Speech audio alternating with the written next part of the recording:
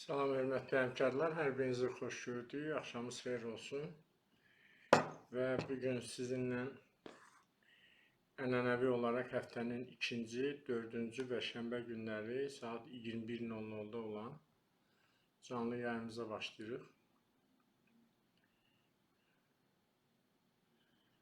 Və bugünkü mövzumuz istedadlı uşaqlarla işin təşkilidir. İstedadlı uşaqlarla işin təşkilidir və yenə də ödənişli olimpiyadalarla bağlı demək bizim münasibətimizi görəcəksiniz və bugün Əmrullayevin kenguru ilə bağlı olan bu sevdası niyə bitmir? Bundan danışacağıq. Sonra məktəblərdə kenguru adı ilə yenidən pul yığılması ilə bağlı danışacağıq. Bütün mətbuat yazır və insanlar sosial şəbəkədən yazırlar. Siz ekranı bəyənin, paylaşın, müəllim yoldaşlarınıza göndərin və Azərbaycan dövlətinə qarşı belə qərəzli mövqe tutan və qeyri-qanuni əməllərindən usanmayan və bununla da dövlətimizə və təhsil cəmiyyəsinə meydan oxuyan Əmrullayev və Elnur Əliyev Təhsil İnstitutunun direktoru, Əmrullayevin xaç atası və şəriki. Bunlar bu gücü hardan alırlar? Bugün bundan danışacağıq sizdən. Eyni zamanda istedadlı uşaqlarla iş olmalıdırmı məktəbdə? Bəli, olmalıdır. Və istedadlı uşaqlarla iş tədris prosesinin, təhsil prosesinin bir hissəsidir, önəmli hissələrindən biridir. Amma Emin Əmrullayev bunu niyə bazara çevirir? Məqsədi nədir? Və istedadlı uşaqlarla iş bazara çevrilməlidirmi? Bunu danışacağıq sizdən. Eyni zamanda ümumiyyətlə təhsilə bazar gözü ilə baxan Əmrullayev və Elnur Əliyev cütlüyü haqqında bugün yenə bir sıra məlumatları danışacağıq. Ölkədə təhsil sahəsində yeganə elmi tədqiqat institutu olan Təhsil İnstitutunun niyə təlim və layihələr mərkəzinə, necə təlim və layihələr mərkəzinə çevrilməsindən danışacağıq. Sizin üzərinizə düşənsə canlı yayımı bəyənmə və paylaşmaqdır. Mən də bir neçə qrupda canlı yayımı paylaşdıqdan sonra mövzumuza davam edəcəm və sizdən xahişim dediyim kimi yayımı bəyənin, paylaşın, müəllim yoldaşlarınıza göndərin. Ümumiyyətlə biz müəllimlər nə qədər ki belə pasiv yanaşacağıq təhsildə baş verənlərə, başımıza gətirilənlərə və təbii ki, Emin Əmrullayev da bundan güc alacaq və demək nəticə etibarən Azərbaycan təhsilində istədiyi bazarı aça biləcək. Və ona görə də bunun olmaması üçün bu da bir mübarizə var. Sizin də mübarizəniz canlı yayımı paylaşmaqdır, fikirlərinizi rəy bölməsində yazmaqdır. Düşünürəm ki, öz fikirlərinizi yazmaqda çəkinməməlisiniz və nəticə etibarən Azərbaycan təhsilinin başına gətirilən bu oyunlar haqqında hər birimiz digər müəllim yoldaşlarımızı məlumatlandırmalıyıq. Bu reallıqdır ki, Emin Əmrullayev Azərbaycan təhsilində bu vəziyyəti yaradan əsas şəxsdir və məsuliyyəti də o daşıyır və nəticə etibarı ilə Emin Əmrullayevin Azərbaycan təhsilində pozucu fəaliyyəti artıq nəinki yerli mediadan, artıq xarici mediada da səslənməyə başlayır. Adam baxır və ölkədə heç vaxt təhsil sistemi bu qədər tənqid olunmuyor. Ölkədə təhsil sistemi heç vaxt bu qədər bərbad olmuyor. Hətta 90-cı illərin əvvəllərində belə hələ respublika qurulan vaxtı bizdə çox təəssüf olsun ki, ən çətin vaxtlarımızda da belə təhsil sistemi bu qədər bərbad və belə deyək, bataqlığa çevrilməmişdi. Yəni bu məsələ əslində hər bir təhsil işçisini hər bir təhsil işçisini düşündürməlidir və düşünürəm ki, sizin də şəxsi fikirləriniz var. Siz necə düşünürsünüz? Doğrudan bu təhsil ancaq təlimlərdən, layihələrdən, imtahanlardan ibarətdir. Necə ola bilər ki, cəmiyyətdə bu qədər narazılıq olduğu halda Kenguru, Hippo, Asmo, Sasmo adı ilə demək, məktəblərdə pullar yığılır və əgər bu pullar yığılırsa, bu pulların taleyi necə olur? Hara xərclənir bunlar? Məsələn, vicdandan danışan Emin Əmrullayevin əgər zərrə qədər o məfhumdan xəbəri varsa, bir dəfə də brifinqə çıxıb, demək,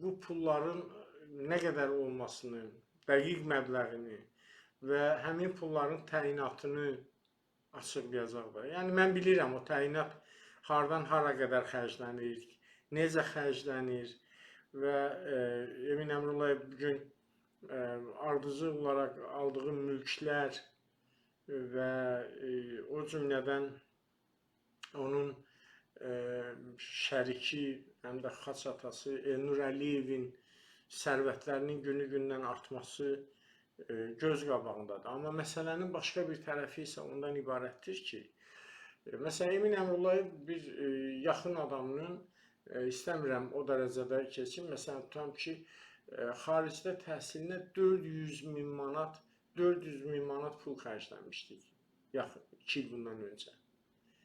Yəni, bir nazirin sadəcə deyək ki, hansısa bir təhsil haqqını şəxsən ödəməsi üçün 400 min manat bilirsiniz, amma müəllimin 40 manatını, 10 manatını əvəz etmə verir, ödənilmir.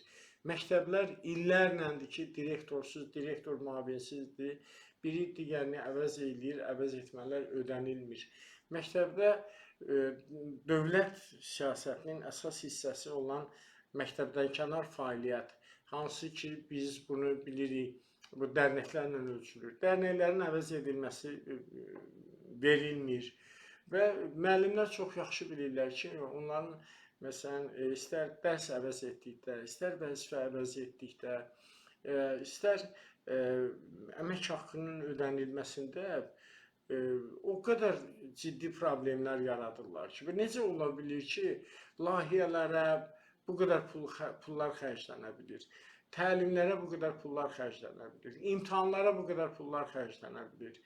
Hələ mən təchizatla bağlı demirəm. İndi məni buradan dinləyən təsərrüfat işləri üzrə direktor müavinləri var, məktəb direktorları var, regional təhsil idarələrinin əməkdaşları var. Siz baxın, sizin məktəbə gələn o qaimələrdə qiymətlər hansı həddədir? Hələ bu qaimələrdən də başqa, deyək ki, sistem olaraq orada nə qədər maliyyə pozğunluğu var. Mən düşünürəm, əgər Maliyyə Nazirliyi bugün Elm və Təhsil Nazirliyinə və onun struktur bölmələrinə daxil olarsa, demək, ən azı, yəni Emin Əmrullayev başda olmaqla orada böyük bir qrupa həbs olmalıdır və yaxud da ki, korrupsiyaya qarşı mübarizə idarəsi, əgər bugün təhsil institutuna, Elm və Təhsil Nazirliyinə, agentliklərə daxil olarsa, çox böyük hüquq pozmalar, qanun pozuntularını aşkar edəcəklər və nəticə etibarilə bütün bu piramidanın, cinayətkar piramidanın başında Emin Əmrullayev durur. Bu açıq məsələdir. Və məsələ burada bu cinayətkar piramidanın başında durması ilə yanaşı, eyni zamanda bilərəkdən sanki Azərbaycan təhsilində dağıdıcı bir siyasət yeridir. Fikir verin, Emin Əmrullayevin bu, demək, bunun gəncləşdirmə siyasəti. Bu siyasət deyil, bu bilərəkdən təcrübəsiz insanları vəzifələrə təyin etməklə bütün sistemi çökdürməkdir. Halbuki o gənclər sistemin içində yetişməlidirlər. Əslində bu riyakarlıqdır Emin Əmrullayev tərəfindən, hansı ki, Emin Əmrullayev bu güya gəncləşdirmə adı ilə aparır. Salam Salamlayıram hər birinizi. Ən azı yaza bilmirsinizsə, bir salam yazın. Ən azı fikir yaza bilməyənlər. Yəni sizin bilin ki, sizin hər birinizin yazdığı, yəni bir salam sizin dostlarınıza da, yəni bu demək yayım haqqında məlumat gedir. Və yaxud da ki, ət önə çıxart işarəsi yazın, o dostlarınız getsin, paylaşa bilməyənlər. Müəllim yoldaşlarımızı dəvət edir. Bu da bizim mübarizəmizdir. Tüzala xanım, salam, axşamınız xeyir olsun. Pərvanə xanım, axşamınız xeyir olsun. Mən düşünürəm ki, bizdə ən böyük problem demək, bizim müəllim olaraq mövqeyimizi ifadə edə bilməməyimizdir. Ay mənim, bax indi bir qədər öncə biri mənə yazır, hər gün onlarla, yüzlərlə insanlar yazırlar da, yəni bu reallıqdır. Yazır ki, məni regionala çağırıblar. Adam demək, məni regionala çağırıblar. Regionalda Leyla xanım Bayramova dönə-dönə vurğulayıb deyir ki, biz monitoring keçirəcəyik 4-cü siniflərdən və zəif nəticə göstərən müəllimlərin əllərindən sinifləri alacağıq. Bu müəllimlər də qorxuya düşüblər. Bilirsiniz, doğrudan müəllim öz hüququnu bu qədər bilməyərək bir vəziyyətə düşdü və doğrudan kimdir bu Leyla Bayramova? Mənə çox maraqlıdır. Kimdir ki, və üstəgəl ona bu səlahiyyəti verən kimdir və müəllimləri qorxu, şantaj altında saxlamaqla Emin Əmrullayev təhsili idarə etmək olarmı? Ümumiyyətlə idarə etmə, indi mən bilmirəm, sənə orada necə deyək ki, təlim keçib, bu millətə qarşı bu xəyanət yolunu tutmusan. Amma reallıq odur ki, müəllimi şantaj altında idarə etmək, təhsil sistemini sənin işçilərin şantajla idarə edirlər. Amma müəllimlər bir şey bilməlidir ki, heç kim onların sinifini əlindən ala bilməz. Azərbaycan Respublikası hüquqi dövlətdir və bugün istər demək bizim belə deyək,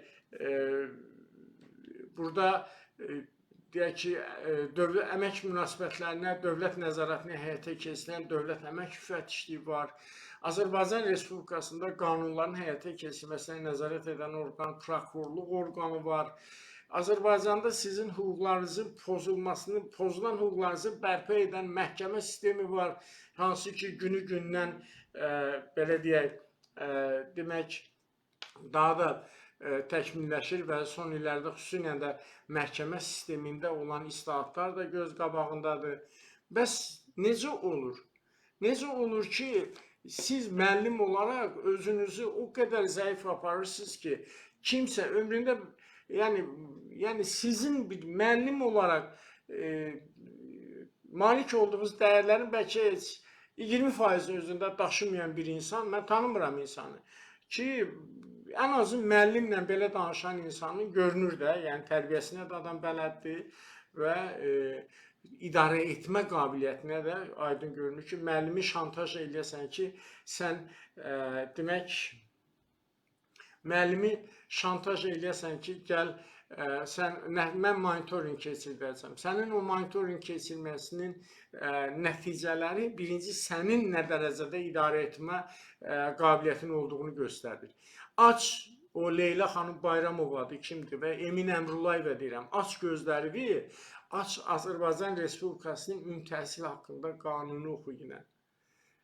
Ki, burada ilk növbədə orada ümumi təhsilin idarə edilməsinə verilmiş tələblər var. Hansı ki, burada hesabatlıq, şəffaflıq, inkişafın monitoring sistemi var. Bu sistem yoxdur Azərbaycan sistemində. Yəni, Azərbaycan qanunları, təhsillə bağlı qanunvericilik Azərbaycan təhsilində yerimir. Və ən azı gözünü aç bir dəfə, bax, Nazirlər Kabinetinin 29 sentyabr 2020-ci il tarixli 361 sayılı qərarı. Hansı ki, qiymətləndirmə bölməsində açıq şəkildə göstərir ki, qiymətləndirmə tək şagirdin qiyməti deyil, eyni zamanda müəllimin, məktəbin idarə edilməsidir. eyni zamanda təhsilin idarə edilməsinin qiymətləndirilməsidir. Eyni zamanda təhsillərin qiymətləndirilməsidir. O Leyla Bayramova deyin ki, Emin Əmrullayev Azərbaycan təhsilini qəpik quruşa satır. Dəstəklər elə adamlar tərəfindən hazırlanır ki, ən azı Emin Əmrullayev gözünü dörd açıb. Dörd açıb gedib bu dəstəklərə baxsın və geçsin o ibtidai sinif müəllimləri ilə görüşsün. Gör, bugünkü dəstəklərlə ibtidai sinifi tədris eləmək mümkündürmü? Əgər bu sistemdə bir nəfər əlindən anlası işi gücü varsa, o da Emin Əmrullayev başda olmaqla bölgələrə göndərdiyi o özü xasiyyətdə, özü xarakterdə olan o Leyla Bayramovlar kimidir. Yenə deyirəm, Leyla Bayramova şəxsiyyəti ilə işim yoxdur. Amma insan gedir müəllimləri 2 gündən bir, bu Qarabağ Regional Təhsil İdarəsindədir, səhv eləmirəmsə. 2 gündən bir gedir, yığır. Emin Əmrullayev, sən Azərbaycan təhsilində kenguru nazirisən. Ölkənin təhsili bərbad gündədir. Ölkə təhsili bərbad gündədir. Sənin ətrafında olanlar kimdir? Elnur Əliyev kimi, özün kimi fırıldaqlar, dövlət büdcəsini talayanlar. Və sən oturub danışırsan ki, dövlətə qarşı, sən dövlət adından danışmağa mənəvi haqqın yoxdur. Düzdür, indi sənə etimad göstərib, sənə prezident nazir təyin edib, amma haramın olsun o etimad da gözündən gəlsin ki, sən insan olaraq necə danışaq, necə cümlələri seçək ki, sənin yerdə gedən kadrların, müəllimləri az qala ayaq üstə saxlayır. Bir hissəsi divara düzür, nömrə yazır, şəkil çəkdirir. 500 min manat bir rəqəmsal o məktəb, o elektron jurnal sisteminə pul xərcləmişsən. Orada bir üz tanıma sistemini də qoy ki, uşağından tutmuş işləyəcək. Kim gəlir işə, onu sən də o kabinetində görgünən, regionalın müdürü də görsün, işçilər də görsün. Əgər sən doğrudan da təhsildə şəffaflıq yaratmaq istəyirsən, özün korrupsiyanın içində batmısan. Utanmadan qayıdıb deyirsən ki, olimpiyada niyə pulsuz olmalıdır? Yaxşı, neçə ildir bu kengurunu keçirdirsən və bu kengurudan gələn pullar hara gedib? Dövlət büdcəsinə mədaxil olunubmu? Çıxart qaymələri deyilən ki, bax, hər il 100 min uşaq iştirak edir və bunlardan gələn 2 milyonu Fransadakı qohumlarıma bu qədər göndərmişəm, yerdə qalanda dövlət büdcəsinə keçirmişəm. Yoxdur bu şəffaflıq səndə. Üstəgəl də ki, özün xasiyyətdə olan insanları göndərirsən regionlara, bir də müəllimləri ayaq üstəsə az qala küncə saxlayarlar ki, sizin sinifinizdən, sizin əlinizdən sinifləri alarım. Bu nə idarə etmədir? Və bugün təhsil institutu ilə müddət arasında güclü münaqişə gedir. Təsəvvür edin. Demək, bir qədər öncə keçən görüşlərimizin birində mən sizə demişdim.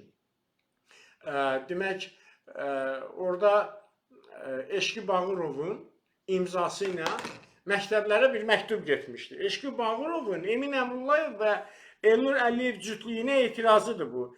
Demək, 17 fevral 2015-ci il tarixli, demək, 329-69-1-258 nömrəli məktubdur. Ki, yazır ki, indi regionallara ayrı göndərilib. Yəqin ki, çünki mən inanmıram, Eşqi Bağırovun regionlara bir səlahiyyəti çatır, baxmayaraq müddənin rəhbəridir, formal oradadır. Çünki müddət bu dəqiqə Elnur Əliyev tərəfindən idarə olunur və orada da Emin Əmrullayev də təbii ki, onun şərikidir, həm də bunları çox güclü bağlar bağlayır və Elnur Əliyevin tərəfindədir. Baxın, görün, vəziyyət nə yerdədir. Görün, mən sizə demişdim ki, bəs demək, burada Eşqi Bağırov məktubunda göstərir ki, bizim ölkəmizdə dövlət vəsaiti hesabına sabahın alimləri, fən müsabiqə olimpiyadaları, idman yaradıcılıq müsabiqələri, digər yarışlar, festivallar keçirilir dövlət vəsaiti hesabına. Aydındır mı? Və şagirdlərin qeydiyyat üçün yüksək məbləğ tələb edilən və kommersiya xarakterli olimpiyada, müsabiqə, yarış və tədbirlərə cəlb edilməsi ümumi təhsil və məktəbəqədər və ümumi təhsil üzrə Dövlət Agentliyi tərəfindən məqsədə uyğun hesab edilmir. Eşqi Bağırovun imzası ilə gedib 17 fevralda. Amma bugün, onda mən Eşqi Bağırovdan soruşuram. Əgər sizin, mən bilirəm vəziyyəti, mən bilirəm artıq orada müavinləriniz deputat başçı getdikdən sonra Elnur Əliyev orada bütün şöbələri ələ keçirdi və bugün hal-hazırda müddanı Elnur Əliyev idarə edir. Regionlara da Elnur Əliyev idarə edir və Emin Əmrullayev də təbii ki, xaç atasıdır, onun tərəfində duracaq. Amma baxın, dövlətin orqanı təhsili üzrə birbaşa məsuliyyət daşıyan məktəbəqədər və ümumi təhsil üzrə Dövlət Agentliyinin direktoru birbaşa məktub yazır. Aydındır mı? Birbaşa məktub yazır ki, bu kommersiya xarakterli olimpiyadalar keçirilməsin. Amma siz şahidsiniz ki, bugün yenə də, bax, deyək ki, kenguru ilə bağlı tapşırıq verilib ki, köçürdüm pulunu. Bu kenguru sevdası bu Emin Əmrullayevdən hardadır? Bunun adı da, özü də elə, deyək ki, deyir ki, kenguru naziri. İnsanda həya yox, abur yox, xeyri yoxdur, pul gəlsin. Siz elan eləyin, necə asmonu, sasmonu, hansısa emencilərlə müqavilə bağlayırsınız, bu qədər tədris mərkəzləri var, elan eləyin, kim istəyir gedib orada olsun da. Kim istəyir gedib keçirsin də. Necə ola bilir ki, siz dövlət məktəblərində valideynlərdən pul toplamaqla, direktorları məcbur etməklə ki, siz kenguruya adam yığın, pulları köçürdün. Sonra oturub şəffaflıqdan və vicdandan danışırsınız. Axı sizə bunun açıq, aşkar mənəvi haqqın yoxdur, Əmrullayev.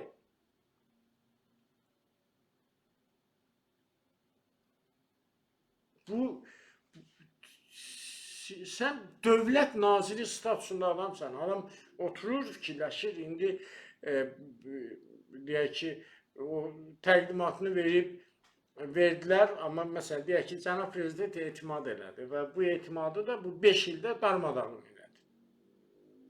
Və Azərbaycan gələcəyi üçün minalar hazırlayırsan, bilərəkdən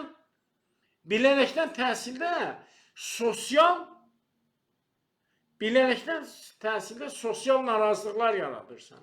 Özün kimi o Səbuhi Rızayevdir, sonra o demək şərab zavodundan gətirdiyindir, dəniz limanından gətirdiyindir, nə bilim şəkər zavodundan gətirdiyindir, çay fabrikindən gətirdiyindir, nə bilim şampun zavodundan gətirdiklərin. Özün kimi insanları yığmısan ətrafına. Söhbət Azərbaycan təhsilindən gelir. Təbii ki, biz fikrimizi bildirməliyik. Təbii ki, biz etirazımızı bildirməliyik.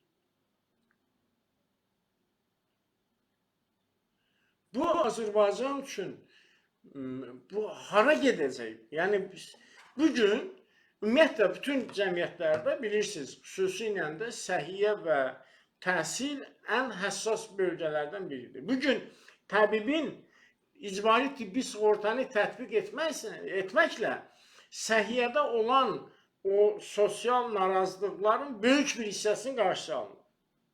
Əksinə, Emin Əmrullayevin və Elnur Əliyevin və onların cinayətkar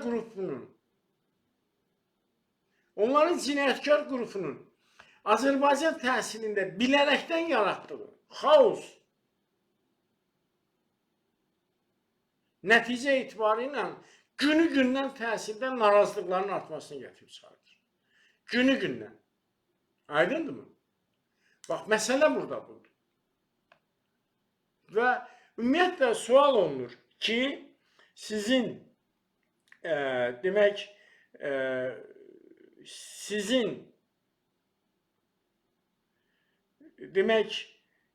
burada əsas məsələ nədir? Burada əsas məsələ ondan ibarətdir ki, biz əsas nəticə ondan ibarət ki, burada sual olunur. Ümumiyyətlə bu istedadlı uşaqlarla iş lazımdır mı ümumi təhsildə? Əlbəttə lazımdır. Emin Əmrullayev gözünü dörd açsın, 5 il təhsil institutunun direktoru işləyir. 5 ildə indi hal-hazırda nazirdir. Və təhsilin inkişafı üzrə dövlət strategiyasında nəzərdə tutulmuş hədəf və tədbirlərdən biri də istedadlı uşaqlarla işin metodologiyası idi. Hansı ki, müəllimlər üçün hazırlanmalıydı. Məktəblərdə tətbiq olunmalıdır.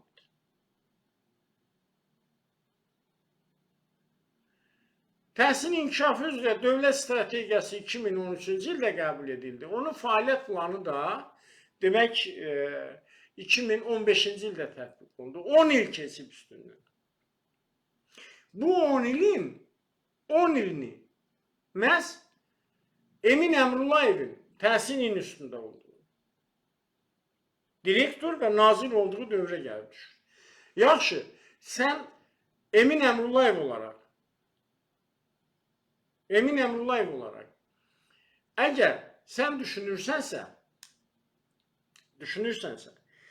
istedadlı uşaqlarla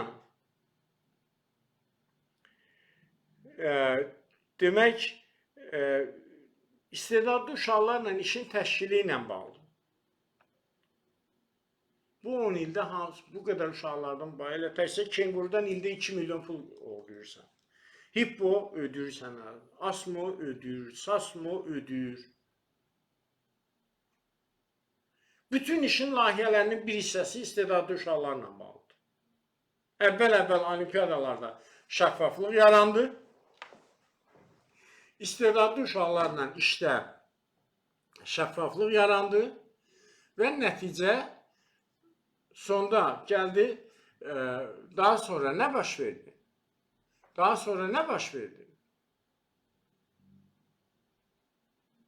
Nə baş verdi sonra?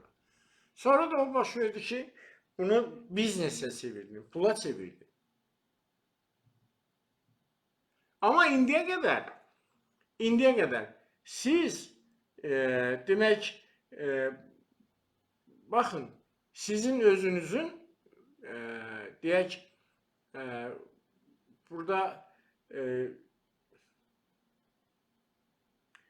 sizin özünüzün yaxşı bu qədər pullar qazanırsınız bu istedadlı uşaqlarla. Niyə Azərbaycan müəllimi üçün istedadlı uşaqlarla işin təşkilinə bağlı metodologiyalar yoxdur orada? Minlərlə təlimlər keçmişsiniz. Milyonlarla, 100 milyonlarla Azərbaycan pulunu dağıtmışsınız. Təlim adı ilə. Göstərin bu təlimin Azərbaycan müəlliminə hansı faydası olur? Otur, o psixoloji xəstə olan şərikinlə üzbəüz deyilən, yaxşı, bu qədər pul dağıtdıq. Azərbaycan təhsil büdcəsini gəmirdik, yedik. Bu qədər təlimlər keçirdik. Nəticəsi hardadır? Azərbaycan müəlliminə nə faydası oldu?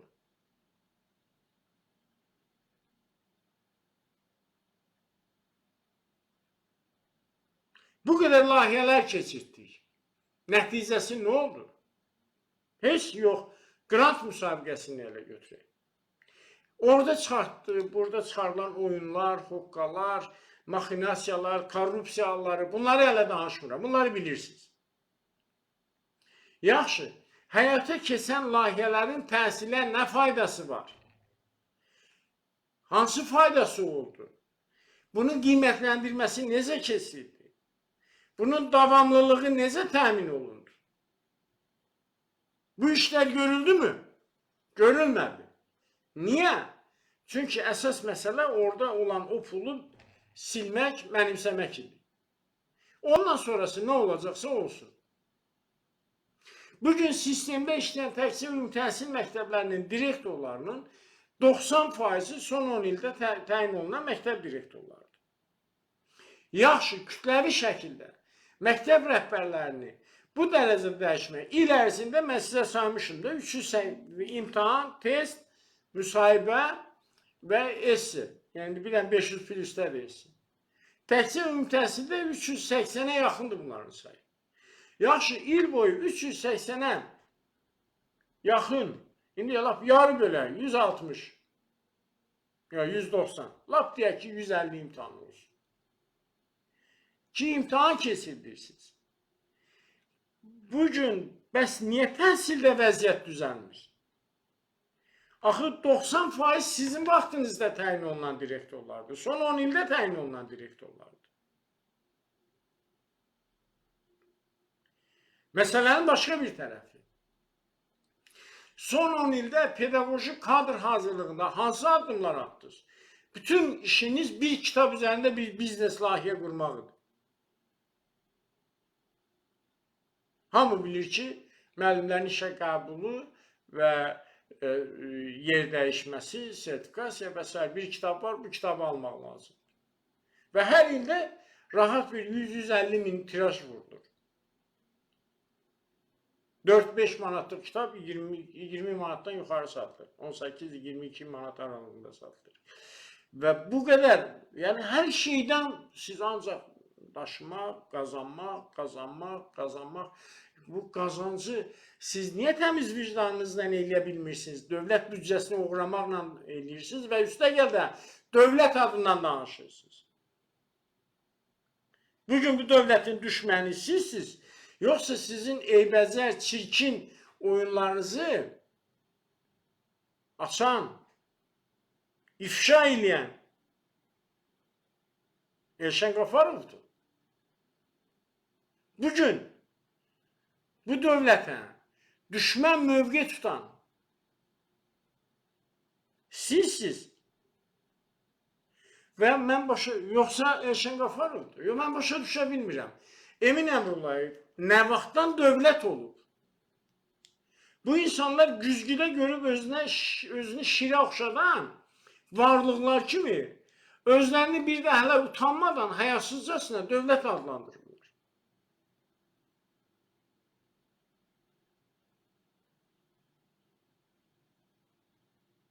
Bir balaca buldog gəzdirirsiniz yazıda, Səbuhi Rızayev.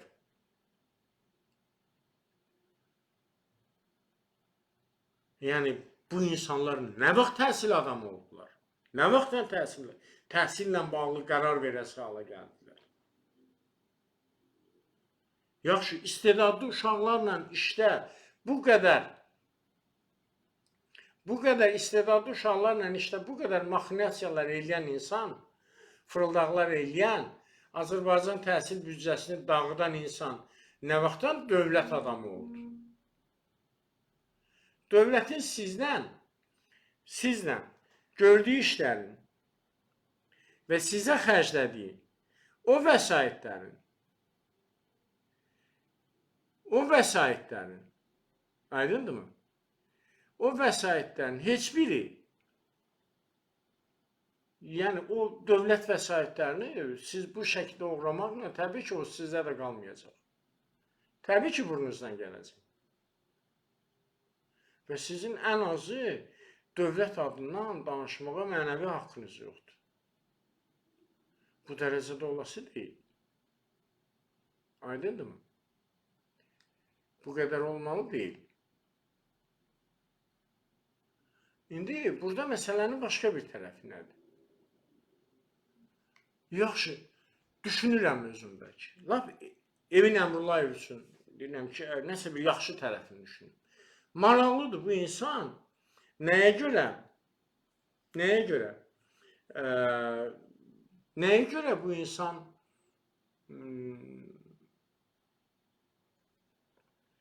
bu qədər layihələr filan bunun başında durur, bu maxinasiyaların, maliyyə fırıldaqlarının başında dursa da istedadlı uşaqlardan bu qədər qazanc götürsə də, yəni bunun mədəsi doymur da, bilirsiniz ki, buradan da gəlsin, buradan da gəlsin. Və nəticə etibarı ilə hələ bir də əlavə olaraq heç olmasa bir istedadlı uşaqlar üçün yalandan da olsa bir metodologiya, bir nümunələr filanlar hazırlayıb məktəblərə göndərmək olar da.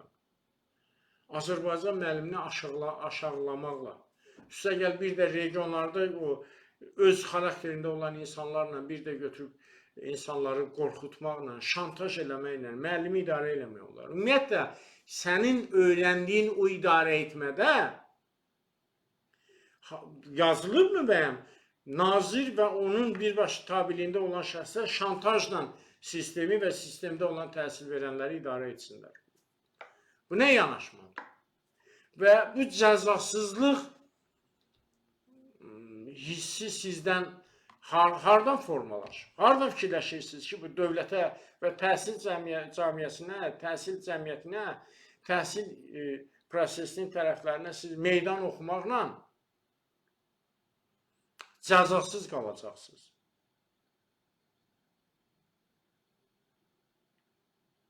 Və Azərbaycan müəlliminin bugünkü durumundan qorxursunuz.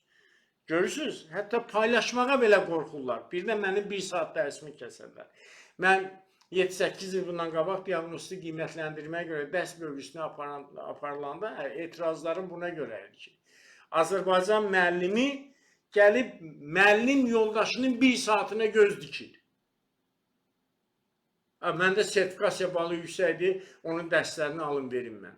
Məndə diaqnostik yüksəkdir, onun dərslərini alın verin mən.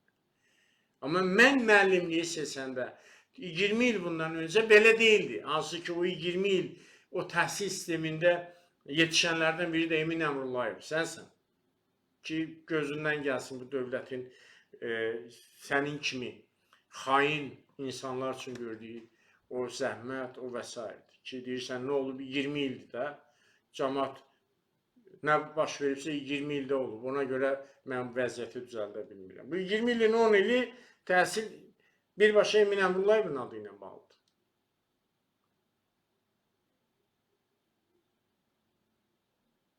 Və mənim müəllimliyi seçdiyim dövrdə.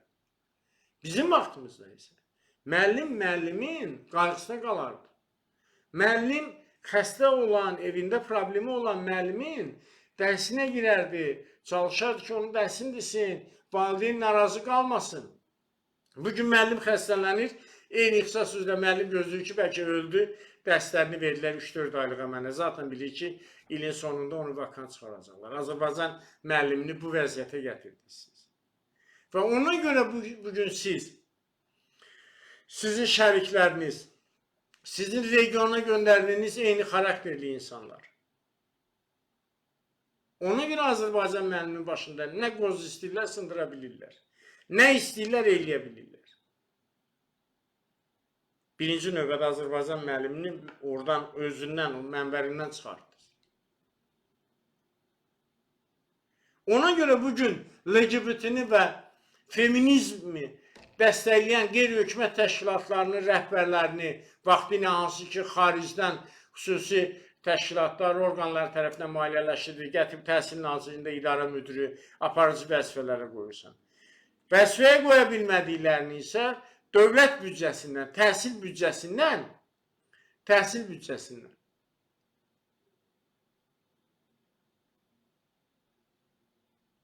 büdcəsindən demək grant layihələr adı ilə 100 minlərlə pullar bıraxırız. Bugün elə günə qalmışsan ki, Emin Əmrullayev. Bugün Azərbaycan televiziyalarında sənin üçün yeri yoxdur.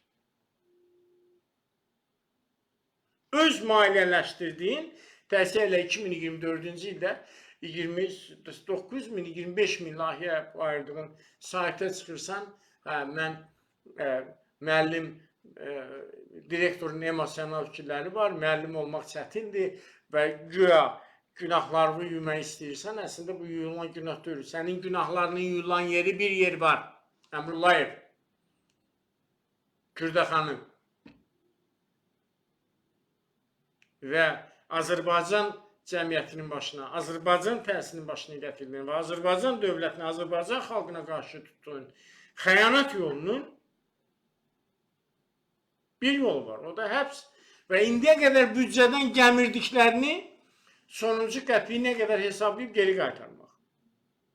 Necə kursda işlədiyiniz vaxt Elnur Əliyevlə uğradığınız pulları son qəpiyinə qədər qaytardınız geri, ondan sonra istintaq orqanları sizdən əl çəkdi. Amma burada təhsil uğradığınız pullar deyil. Dağıtdığınız təhsil mühitidir.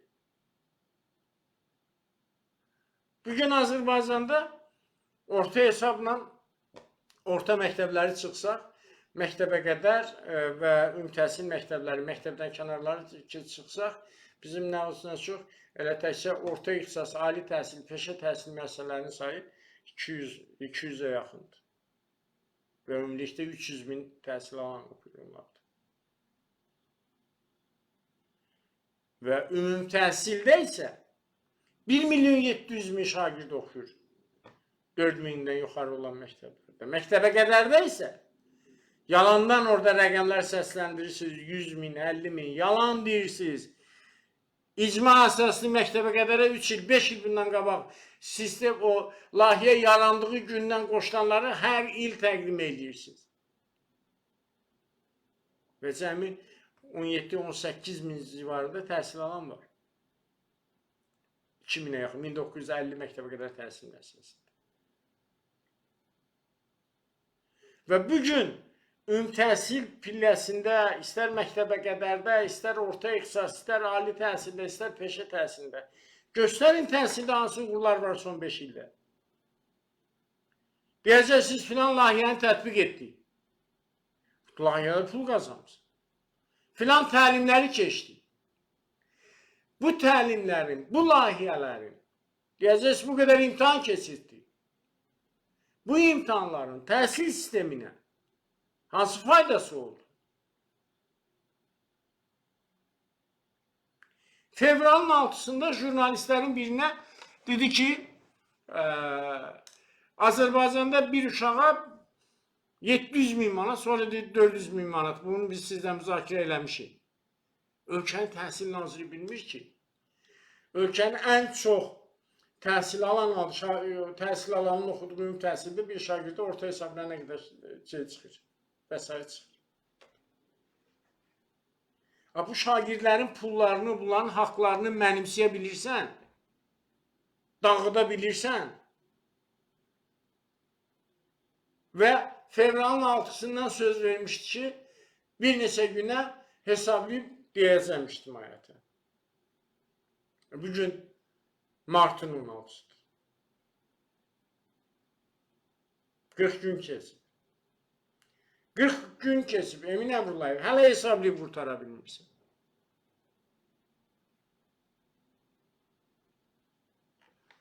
Və ən maraqlısı isə Azərbaycan təhsilində bizim ən böyük problemimiz isə bugünkü gündə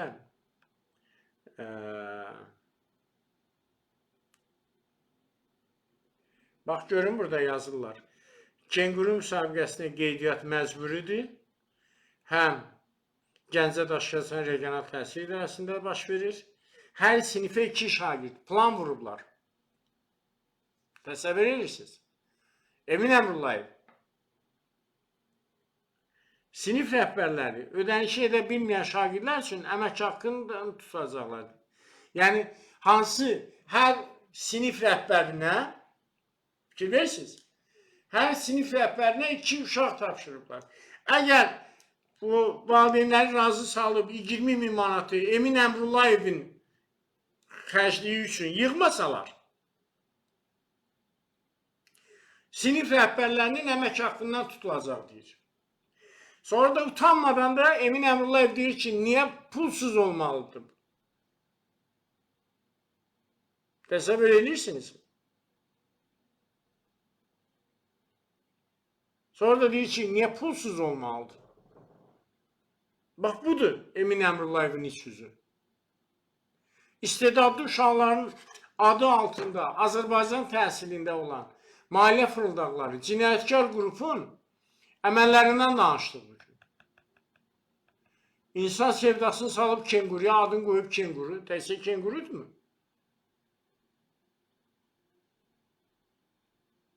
İnsan 5 il orada məktəb institutun direktoru vəzifəsini daşıyırsa, hələ də qanmır, anlamır ki, təhsil institutu ölkədə elmi pedaqoji təhqiqat aparan yeganə institutdur. Ən azı Elnur Əliyevin orada işləməsi, hələ direktor demirəm, təhsil institutuna özünə təhqirdir. Bu adamın təhsilinlə nə əlaqəsi gəlib ölkədə təhsil sahəsində olan elmi tədqiqat institutuna direktor təyin edirsən. Sənin təhsil sahəsində göstər hansı elmi tədqiqatların var. Təhsil institutundan danışaq.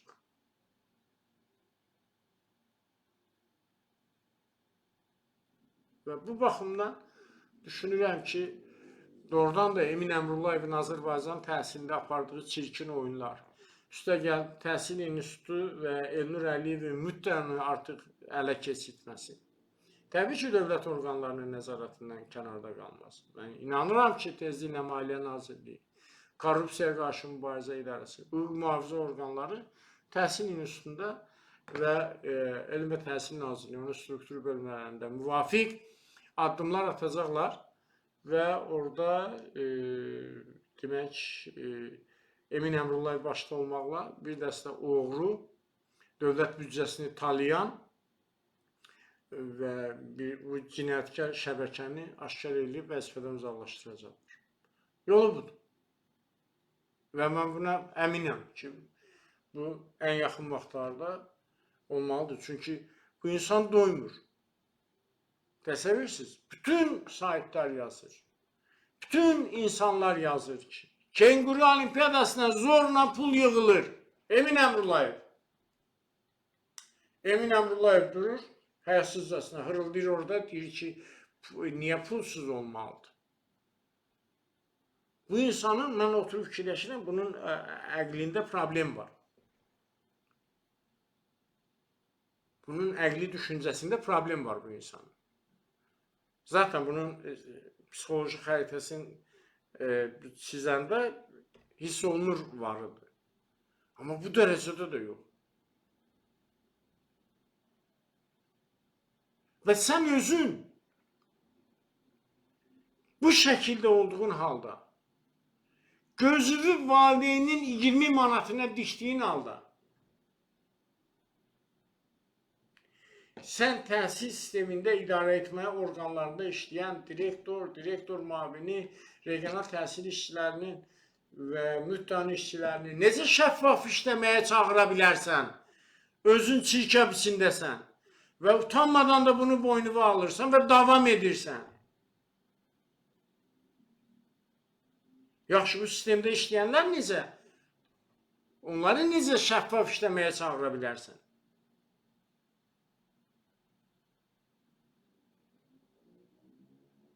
Bax, mənə çox maraqlıdır. Bu insan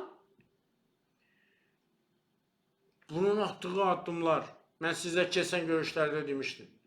Regionların birinə gedib, onun orada yeyib içmək pulunu məktəblərin birindən yığıblar, bir neçəsindən yığıblar.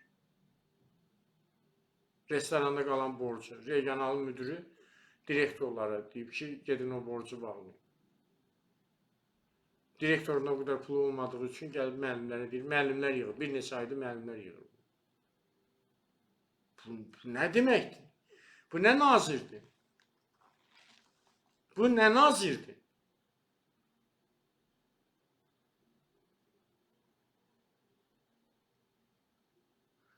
Və əgər istedadlı uşaqlarla işləmək üçün birinci növbədə lisey gimnaziyaları, baxın, lisey gimnaziyalarda bir ara uğurlarımız oldu. Olimpiyadan şəffaf keçirdilər.